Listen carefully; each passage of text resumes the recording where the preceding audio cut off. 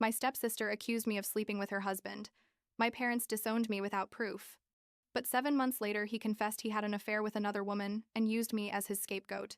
Now my stepsister lost everything and my parents beg for forgiveness. I'm 28 years old.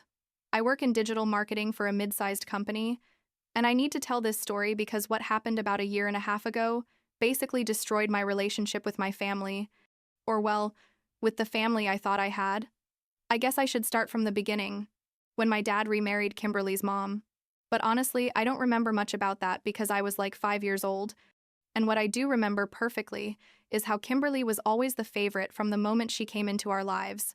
She's 2 years older than me, and from the moment our parents got married, everything revolved around her, you know? Her achievements, her dramas, her needs, everything was Kimberly this and Kimberly that. I basically became background decoration in my own family, but I adapted because, what else could I do? I was a kid. We grew up together in a 3-bedroom house in a quiet neighborhood, nothing special but comfortable, and my parents always said we were a close family, that we loved each other. All that story families tell themselves. My mom worked as a nurse at the local hospital, and my dad was a manager at a furniture store, so we never lacked anything, but we weren't swimming in money either. Kimberly studied business administration at State University, graduated with honors, obviously my parents threw a huge party, and met Brandon there. A guy who studied finance and seemed like he walked out of a sportswear catalog, all perfect smiles and superficial conversation. They got married when she was 24 and I was 22, and I remember at the wedding everyone commented on what a perfect couple they made. How Kimberly had found her Prince Charming and all those cheesy things people say at weddings. By then I was working at my first real job, a small advertising agency where I was basically everyone's assistant. I earned a pittance, but I was learning, and I lived in a shared apartment with 2 college roommates because I couldn't afford anything better. My life was normal, boring even. Work, Monday through Friday, went out with my best friend Samantha on weekends, watched Netflix series. Nothing extraordinary. My parents lived about 30 minutes from my apartment, so I visited them every 2 weeks or so, usually on Sundays for lunch. And Kimberly and Brandon also came often because they lived nearby, in a townhouse that Brandon's parents had helped them buy as a wedding gift. Things with Kimberly were never exactly warm. You know what I mean? We weren't enemies, but we weren't close friends or anything like that either. She always had this attitude of superiority toward me, as if I was less than her because she got married first, because she had a husband with a good job, because her parents, well, my dad and her mom adored her unconditionally. I learned to ignore it, to smile and nod when she bragged about her perfect life, about how Brandon treated her like a queen, about their plans to buy a bigger house in a couple of years. Looking back, I should have noticed the signs, how she always needed to be the center of attention, how she got weird when I told something good that had happened to me, as if my happiness took something away from her. Everything exploded on a Tuesday night. I remember it was Tuesday because I'd had a horrible meeting at work that day, and I was exhausted, like dead inside. I just wanted to get home, eat something easy, and collapse in bed. It was about 9 at night when I got a call from my dad, and just from the tone of his voice, I knew something was wrong. It had this coldness I'd never heard directed at me before. He said, "I need you to come to the house right now." And when I tried to ask him what was happening, he just repeated, "Right now," and hung up. My heart was already beating fast because my dad had never, and I mean never, been that curt with me. So I grabbed my bag. I got in the car, a 2015 Honda Civic I'd bought used, and drove to my parents' house feeling anxiety-consuming. To me. When I arrived, my mom was in the living room with red eyes from crying so much, and my dad was standing with his arms crossed. And there, sitting on the couch like she was the victim of some terrible tragedy, was Kimberly with Brandon beside her holding her hand. I walked in and said, "What's going on? Why is everyone like this?" And my dad looked at me with a hatred that literally made me take a step back. Kimberly started sobbing dramatically, hiding in Brandon's shoulder, and my mom stood up and yelled at me, "How could you do this to your sister?" I stood there completely confused, like what the fuck is happening? And I said, "Do what? What are you talking about?" And then Kimberly lifted her face, with mascara running down her cheeks, and said in a trembling voice, "I can't believe you're denying it. Everyone knows you and Brandon have been having an affair." The world literally stopped. The words made no sense. It was like she'd spoken to me in another language. I looked at Brandon, expecting him to say something, to deny that craziness. But the guy just stared at the floor like it was the most interesting thing in the world. I said, "This is crazy. I would never. Brandon and I aren't even friends. We barely talk when we're in the same room." But while I was trying to explain, my dad interrupted me and said, "Kimberly showed us the proof, the messages, the calls, everything. Don't try to lie now." I asked him to show me that supposed proof, but Kimberly said she deleted it because it was too painful to see it, that she couldn't stand having it on her phone, but that her friends had seen it, that Brandon had admitted it. I looked at Brandon again and yelled at him, "Tell them the truth! Tell them this is a lie!" But he just shook his head and said something like, "I'm so sorry, Kim." I couldn't process what was happening. I felt like I was in a surreal nightmare I couldn't wake up from. I tried to reason with my parents. I told them to check my phone, to review whatever they wanted, that I had nothing to hide. But my dad said, "We've heard enough." And my mom kept crying, saying, "How could you betray us like this? I thought I'd raised you better." The feeling of my own parents not believing me, of them not even being willing to hear my side, was so devastating I could barely breathe. Tears started rolling down my face, and I begged them, "Please, this is a lie. Kimberly is lying. I don't know why, but she's lying. You have to believe me." But my dad took a step toward me, and in a voice so cold it froze, my blood said, "I want you to leave this house and never come back. You have 1 week to return the keys and pick up anything of yours we have here." I left that house in complete shock. Drove back to my apartment without even remembering how I got there because I was crying so hard I could barely see. My roommates weren't there. Thank God. Because I needed to be alone to process what had just happened. I threw myself on my bed and cried until my body physically hurt. Until I had no more tears left. Why would Kimberly do this? What did she gain from destroying my life? It made no sense. Nothing made sense. I tried calling my parents the next day, but neither answered. I sent them messages explaining that it was all a lie, begging them to listen to me, but they blocked me. My own family had erased me from their lives in a matter of hours based on Kimberly's lies. I called Samantha, crying at 2 in the morning, and told her everything, and she immediately told me to come stay with her. Samantha has been my best friend since high school. She's that person who knows all your secrets and all your embarrassments and still loves you. And at that moment, I needed her more than ever. I stayed on her couch for almost 3 weeks because I couldn't stand being alone in my apartment, where my roommates asked me uncomfortable questions about why I was crying all the time. Samantha let me cry, hugged me, told me the truth would eventually come to light, but I couldn't believe that because my parents had discarded me so quickly, without even giving me the benefit of the doubt. The week after everything happened, I went to my parents' house when I knew they were at work to pick up my things. I still had the key, so I let myself in, and it was so strange being in that house where I'd grown up knowing I was no longer welcome there. All my childhood stuff, photos, stupid school trophies, everything was packed in boxes in the garage like my parents couldn't stand to even see my face in the photos. I loaded the boxes into my car, returned the key, leaving it on the kitchen table, and as I was leaving, my mom came home early from work. We looked at each other for a moment, and I thought maybe, just maybe, she would say something, that she would listen to me.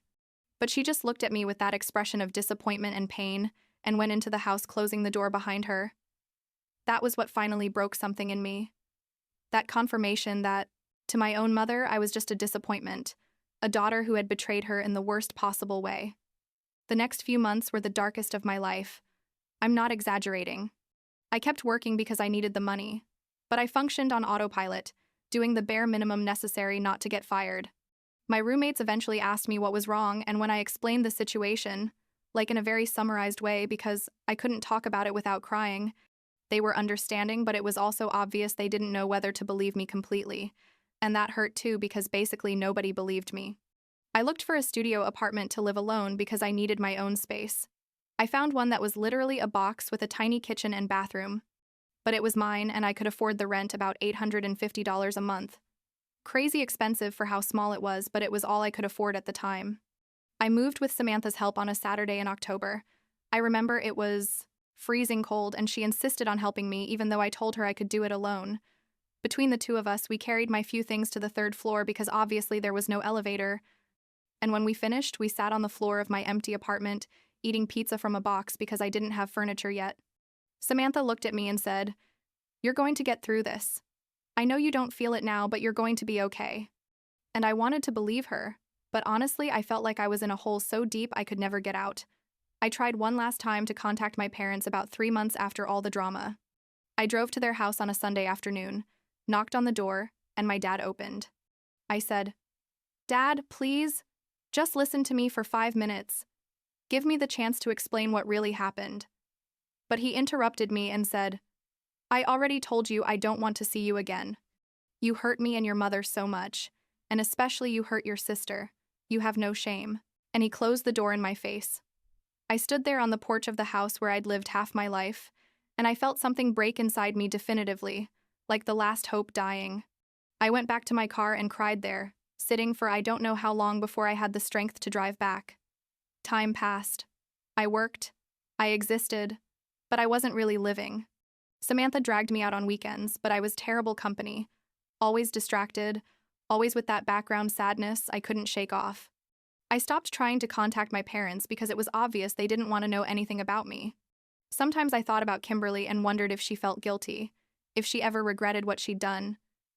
But then I remembered how she'd looked at me that night, with that barely disguised satisfaction in her eyes, and I knew she had enjoyed destroying me. 7 months after the incident, I was in my apartment on a Friday night watching some stupid series on Netflix when I received an email from an address I didn't recognize. The subject said, "You need to know the truth." And for a moment I thought it was spam and almost deleted it, but something made me open it. It was from Brandon. The email was long, basically him confessing everything, saying that Kimberly had forced him to lie, that she was the one who had been having an affair, not me, that she had invented the whole story to cover up her own cheating. It included screenshots of messages between Kimberly and her lover, some guy who worked at her office, photos of them together. Everything. Brandon wrote that he couldn't keep living with the guilt, that he knew what he'd done was wrong, that Kimberly had manipulated him by telling him that if he didn't back her up, she would leave him and take everything in the divorce, but that he couldn't anymore, that he needed the truth to come to light. I read that email about 5 times, trembling, feeling so many emotions at the same time I couldn't even identify them all. Rage, vindication, relief, more rage, sadness, all mixed in a chaotic ball. I finally had proof. I finally had the truth. I printed everything, every message, every photo, every piece of evidence Brandon had sent. The next day, Saturday morning, I drove to my parents' house with all those printed pages in a folder. I knocked on the door, and this time it was my mom who opened. She looked at me surprised and started to close the door, but I put my foot to stop it and said, "You need to see this. It's about Kimberly and Brandon, and there's proof." Something in my tone must have made her hesitate because she stopped. My dad appeared behind her and said, "What do you want now?" But I took out the folder and said, "Brandon sent me an email confessing that Kimberly lied about everything, that she was the one cheating on him, and I have the proof here." I extended the folder to them and my dad grabbed it skeptically, but started reading. I watched how his expression changed, how doubt turned into shock, how my mom read over his shoulder and her face went pale. They flipped through all the pages in silence, and I stood there on the porch, with my heart beating so hard I felt it was going to burst out of my chest. Finally, my mom looked at me with tears in her eyes and said, "Oh my God," and my dad just shook his head like he couldn't believe it. I told them, "I told you it was a lie. I begged you to listen to me, and you discarded me without even giving me a chance to defend myself." My voice was trembling with emotion, and I felt tears burning my eyes, but I refused to cry in front of them at that moment. My mom started to say, "I'm so sorry. We didn't know. Kimberly showed us." But I interrupted her and said, "Kimberly showed you lies and you believed them because you've always believed everything she says. She's always been the favorite and I've always been invisible to you." My dad tried to speak, but I continued. "I spent 7 months being treated like trash. 7 months alone. 7 months carrying an accusation that wasn't true, and you didn't even bother to investigate? You didn't even give me the benefit of the doubt. I'm your daughter. You were supposed to trust me." My mom was openly crying now and said, "You're right. You're absolutely right. We're so sorry. Please forgive us." But I shook my head and said, "I don't know if I can forgive you yet. I need time. I need space. I just wanted you to know the truth." And I turned around and started walking toward my car. My dad called me, but I didn't stop. I got in the car and drove back to my apartment feeling so many things it was overwhelming. I had waited for this moment for so long. I had dreamed of the day when the truth would come to light. But now that it had happened, I didn't feel the satisfaction I expected. I just felt tired. A deep sadness for all the time lost, for the relationship with my parents that maybe would never be the same again. The following days were weird. My parents called and sent messages, constantly trying to apologize, explain, fix things. My mom told me they had confronted Kimberly with the proof and she had tried to deny it at first, then had admitted only parts, and finally had a complete breakdown confessing everything. Apparently, Brandon had asked for a divorce and Kimberly was devastated, her perfect life crumbling. Part of me felt satisfaction about that. I'm not going to lie, after what she did to me. But another part just felt empty. I agreed to meet with my parents about 2 weeks later at a neutral park. I didn't want to go to their house yet. We sat on a bench and they apologized profusely, crying, saying they had made the worst mistake of their lives, that they should never have doubted me, that they understood if I hated them. I told them I didn't hate them, but that I needed time to process everything, that our relationship couldn't go back to how it was before overnight, that they had hurt me deeply, and that wasn't erased with simple apologies. My dad said he understood, that they would give me all the time I needed, that they just wanted the opportunity to rebuild our relationship eventually. What happened with Kimberly afterward was almost poetic in a certain way. Her affair became public because Brandon, in his divorce process, didn't hold anything back, and Kimberly's friends, who supposedly had seen the proof of my affair, proof that never existed, obviously started distancing themselves from her when they realized she had lied about everything. Her reputation was destroyed in our social circle. People started seeing her for what she was, a manipulative liar.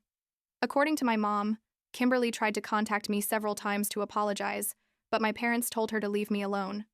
Eventually, about 2 months after everything came to light, my parents made the decision to ask Kimberly to leave their lives too. They basically disowned her because her behavior, her manipulation, her lies had gone too far. My mom told me this, with sadness, saying she never thought she'd have to do that, but that Kimberly had crossed an unforgivable line. It's been almost 4 months since the truth came out. Things with my parents are slowly improving. I go to their house for lunch every couple of weeks. We talk on the phone, but there's still this distance, this awkwardness that I don't know if it will ever completely disappear. There's something broken between us that maybe will never be completely fixed, and I've had to accept that. I can't forget how easily they discarded me, how they chose Kimberly's lies over me. I'm in therapy now, trying to process all this trauma, and my therapist says it's okay for me to set boundaries, to take things at my own pace. Samantha continues to be my rock, the only person who was there throughout everything, and I tell her often that I don't know what I would have done without her. My life is rebuilding itself little by little. I got a promotion at work a month ago, which helps, and I moved to a slightly bigger apartment, one that has a real bedroom and not just an open space. It's weird how something so horrible can eventually lead to finding your own strength, to realizing you can survive even when you feel like your world is ending. Sometimes I still wake up in the middle of the night remembering that night when my family turned their backs on me, and I feel that same anguish in my chest. But now I can breathe through it, remind myself that I survived, that the truth came to light, that I no longer carry that false accusation. I don't know if I'll ever be able to completely forgive my parents, and I definitely will never forgive Kimberly for what she did, but I'm learning to live with all of that, to move forward despite the pain. Last week, my mom asked me if we could go get coffee together, just the two of us, and I agreed. We went to a small coffee shop near my work and talked for hours, really, talked, about everything that happened, about how she felt, how I felt. She told me she would never forgive herself for abandoning me when I needed her most, that she understands if I can't forgive her either. I told her that eventually maybe I can, but that I need her to understand that her love and her trust can't be conditional, that they can't believe in me only when it's convenient for them.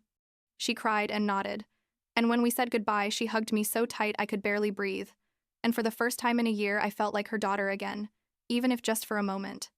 I don't know what will happen over time, if my relationship with my parents will ever be close again, if this pain will eventually turn into just a scar. What I do know is that I survived one of the worst episodes of my life, that I found my strength when I thought I had nothing left, and that there are people like Samantha who are worth more than all the biological family in the world. I guess in the end that's enough. Or at least it's starting to be.